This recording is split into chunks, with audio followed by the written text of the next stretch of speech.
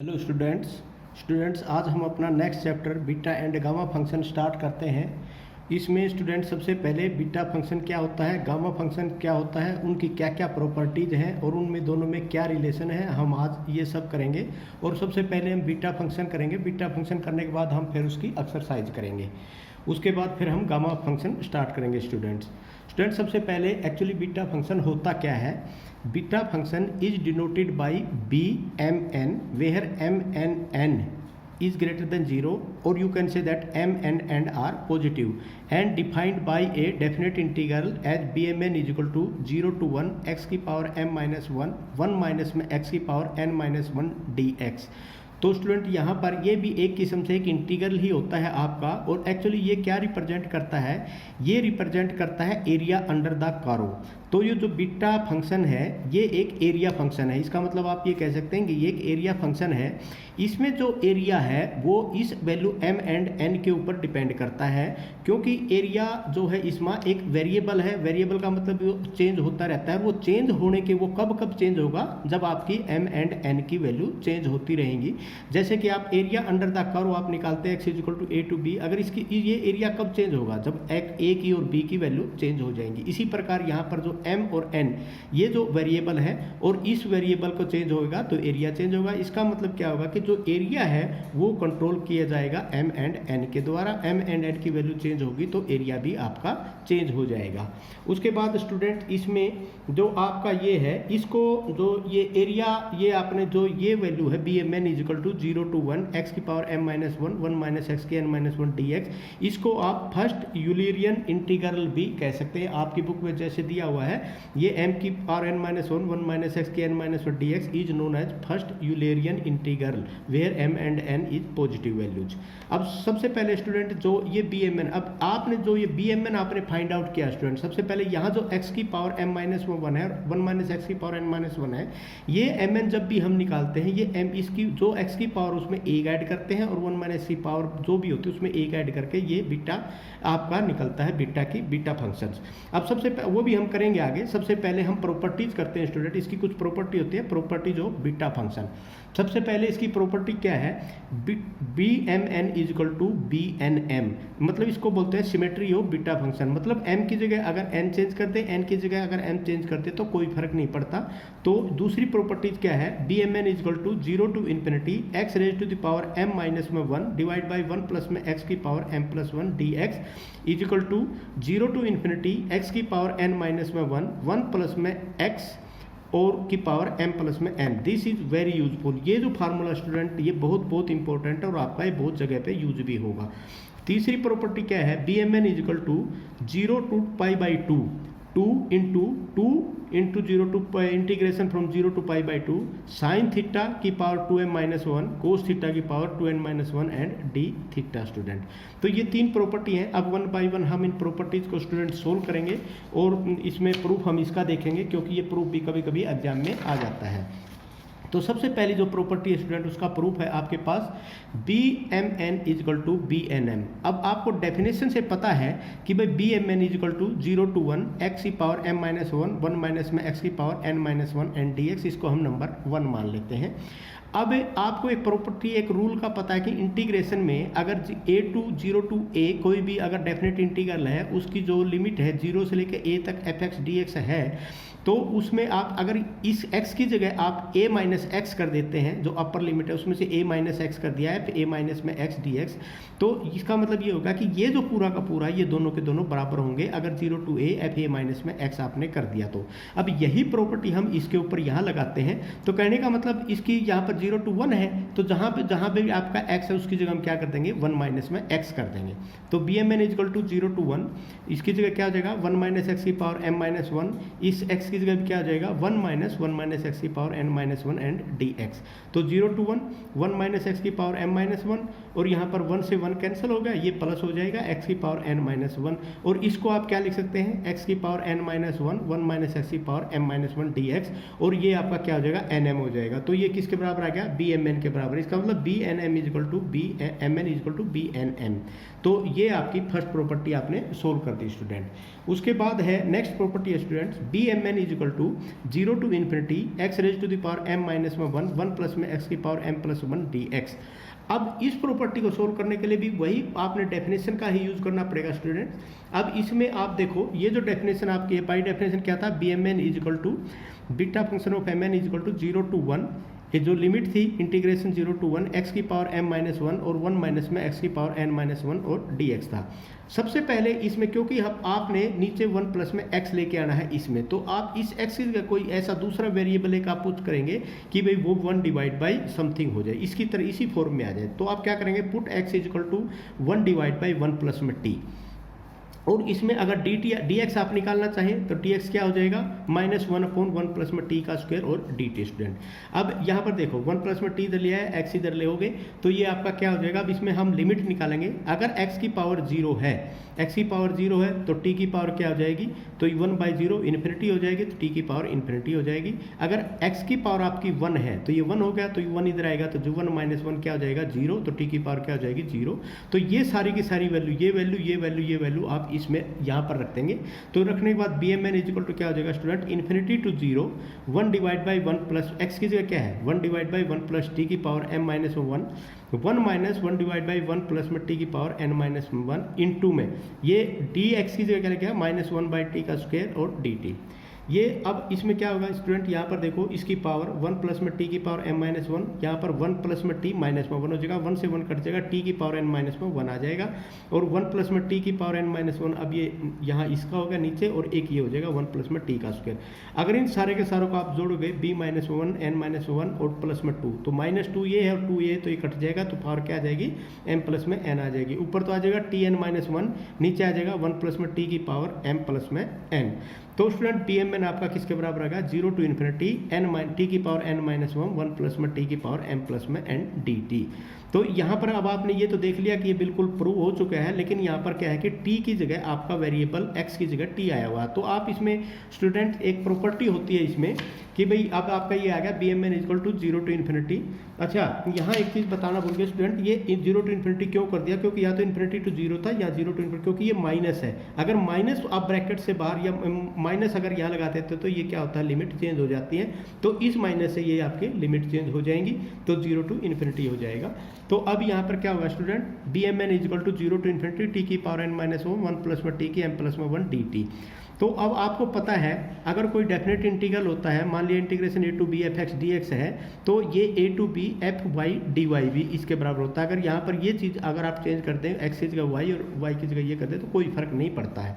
तो ये आपने इंटीग्रेशन में एक प्रॉपर्टी पढ़ी होगी। इसी प्रकार B M N 0 to infinity, अगर इसकी जगह x चेंज कर दें, x की पावर n माइनस 1 प्लस में x की पावर m प्लस में n, और या डी टी की जगह dx हो जाएगा, तो ये दोनों बराबर हो जाएंगे। तो B M N is equal to क्या हो जाएगा स्टूडेंट, बी एन एम हो जाएगा। और आल्सो आपको ये भी पता है कि B M N is equal to B N M, तो आप ये भी कह सकते हैं B M N is equal to 0 to infinity x की पावर, अब यहाँ पर n है तो यहाँ पर m माइनस में 1 हो जाएगा, और यहाँ पर n माइनस में 1 और 1 प्लस में x की पावर n m प्लस में n। ये एक्चुअली बी एम एन हमने निकाला था, तो ये बी एम एन आपका यहाँ पर इसमें जैसे यहाँ पर हाँ इसमें n हो गया, तो यहाँ पर इसको B N N is equal to B N N होता, तो ये आप प्रूव हो गया स्टूडेंट। ये सेकंड प्रॉपर्टी आपने प्रूव कर ली स्टूडेंट। उसके बाद है स्टूडेंट अब थर्ड प्रॉपर्टी भी बहुत ईजी है। थर्ड प्रॉपर्टी क्या है कि B M N is equal to 2 into 0 to pi by 2, ये आपका इंटीग्रेशन है। साइन थीटा की power 2m minus 1, cos theta की power 2n minus 1 and d theta. ठीक है, तो by definition B M N is equal to 0 to 1 और x की पावर m माइनस में 1 माइनस में x की पावर n माइनस 1 dx, तो ये आ गया। तो अब इसके अंदर अगर आप x की जगह मान, अब यहाँ पर देखो स्टूडेंट, अगर आप x की जगह साइन थीटा लिखोगे, साइन थीटा की पावर m माइनस 1 आ जाएगा, लेकिन हमें तो 2m चाहिए, तो अब हमें ऐसी फंक्शन हमें कंसीडर करना पड़ेगा कि यहाँ पर 2m आ जाए। तो हम पुट कर देंगे x is equal to sine square theta, तो dx क्या हो जाएगा 2 sine theta cos theta into में डी थीटा स्टूडेंट। तो when x is equal to 0, जब आप यहाँ x इज इक्वल टू 0 लोगे तो थीटा इज इक्वल टू क्या हो जाएगा 0, और वहन x इज इक्वल टू आप 1 लेंगे तो थीटा इज इक्वल टू क्या हो जाएगा पाई बाई 2। तो ये सारी की सारी लिमिट और सारी की सारी वैल्यू हम इस नंबर 1 में पुट कर देंगे। तो यहाँ पर क्या आ जाएगा student, 0 to pi by 2 limit तो हो ही गई, तो sine square theta m minus में 1 और 1 minus one sine square theta N minus one 2 sine theta cos theta D theta. अब यहाँ पर देखो इसको ये 2 इसके साथ में 2m माइनस में 2 हो जाएगा, इसी प्रकार ये 2n माइनस में 2 हो जाएगा स्टूडेंट। तो इसको कोस स्क्वायर थीटा लिख देंगे हम, इसकी जगह क्या लिख देंगे, कोस स्क्वायर थीटा। तो कोस स्क्वायर थीटा लिखने के बाद आपका कोस 2n माइनस में 2 आ गया। अब एक साइन थीटा ये है, एक कोस थीटा ये है, ये 2 आपका यहाँ बाहर आ गया। तो इसमें एक एक ऐड कर देंगे तो यहाँ पर क्या हो जाएगा 2m माइनस 1 और 2n माइनस में 1। तो ये आपका यहाँ पर इसमें प्रूव हो जाएगा student beta function of mn is equal to 0 to π/2 sine theta 2m minus में 1, और यहाँ पर आपका क्या हो जाएगा cos theta 2n minus 1 d theta, और ये आपका प्रूव हो गया। अब यहाँ पर अब देखो स्टूडेंट, अब बीटा फंक्शन ऑफ mn ये क्या है 0 to 1 x की power m minus 1 1 minus x की पावर n माइनस 1 dx।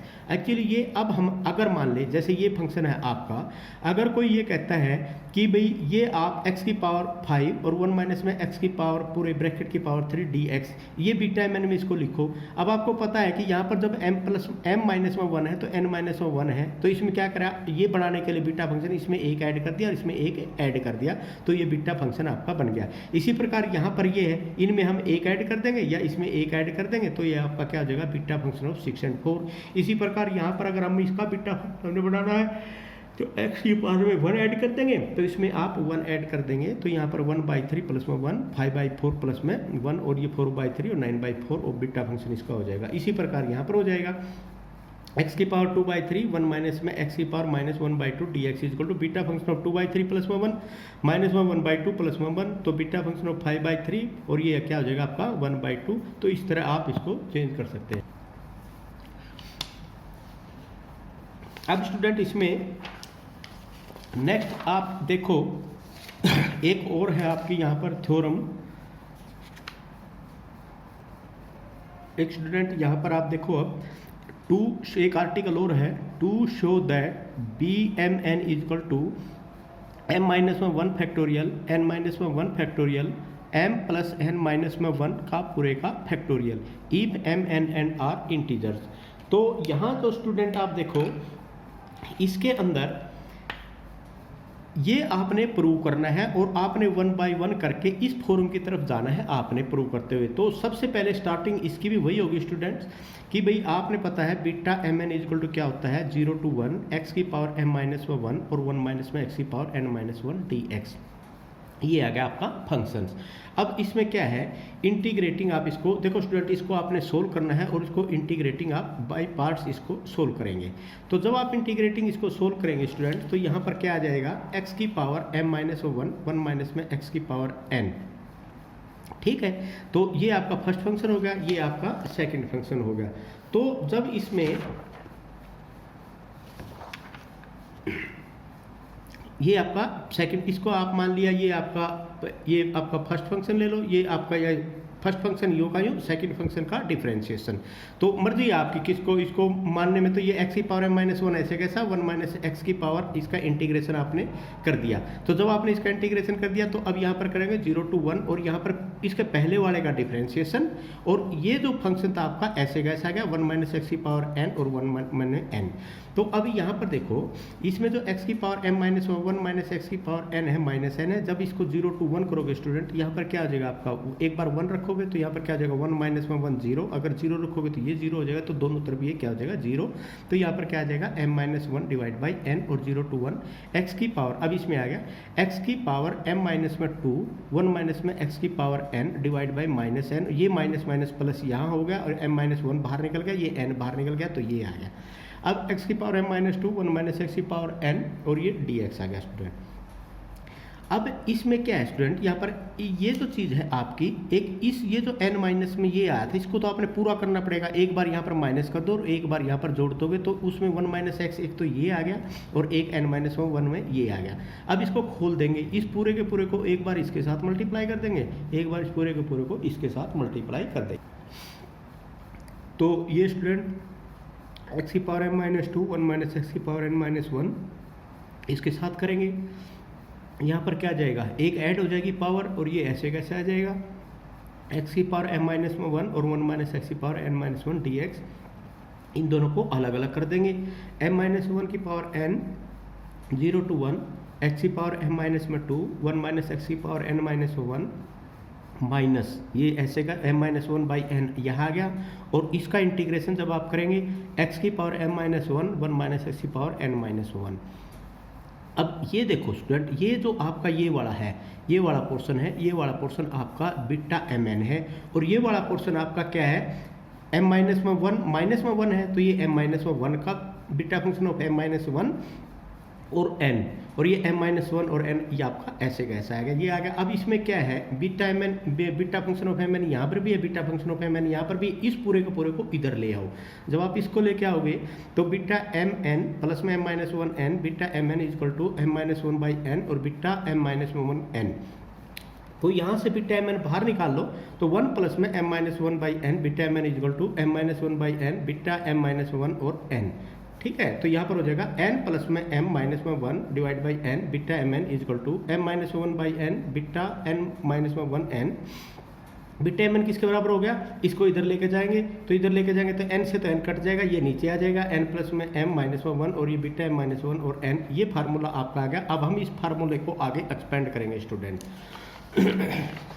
तो ये है वो फार्मूला आपका, beta M N is equal to m minus one N plus में m minus one B m minus में वन n। अब हम ये वैल्यू निकालेंगे स्टूडेंट। ये वैल्यू कब निकलेगी, जब हम इसी फार्मूले के अंदर m की जगह m माइनस में वन कर देंगे, तो changing m by m minus में वन, तो यहाँ m माइनस वन हो जाएगा, n हो जाएगा, यहाँ m माइनस वन आ जाएगा, यहाँ पर n प्लस में m माइनस में वन आ जाएगा, और यहाँ b m माइनस में टू हो जाएगा, यहाँ n आएगा।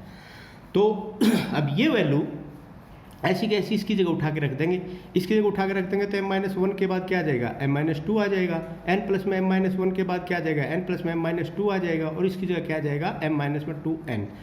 तो ये वैल्यू बन गई। अब यहाँ पर एक चीज़ नोट करने वाली है स्टूडेंट, भाई अगर आपका m माइनस जो ये है आपका b के साथ में सबसे लास्ट में यही आएगा, ठीक है जी, और उसके बाद m माइनस वन और m माइनस में टू आ गया, और यहाँ पर क्या आ गया स्टूडेंट, n प्लस में m minus one, n plus में m और माइनस में टू। ठीक है, इसके बाद ये जो प्रोसीजर है आपका, ये n तो आपका ऐसे कैसे रहेगा। अब ये क्या है कि इस प्रोसीजर को आप कंटिन्यूस अगर चलाते हैं तो m minus one, m minus two, m minus three, m minus four या m माइनस n माइनस में वन, इस तरह चलता चलता ये 3 to 1 तक पहुँच जाएगा आपका। और यहाँ पर क्या आ जाएगा, n प्लस में m minus one, n plus में m माइनस टू। तो जो नीचे स्टूडेंट आपने देखना है ना, ये जो लास्ट में देख लो n प्लस में m माइनस में टू, तो n प्लस में ये ऊपर वाला ही आएगा। तो यहाँ पर ये 1 है, तो यहाँ लास्ट में क्या आ जाएगा, n प्लस में 1 आएगा। ये चीज़ का आपने ध्यान देना है, और इसको करते वक्त इसमें कंफ्यूज नहीं होना है।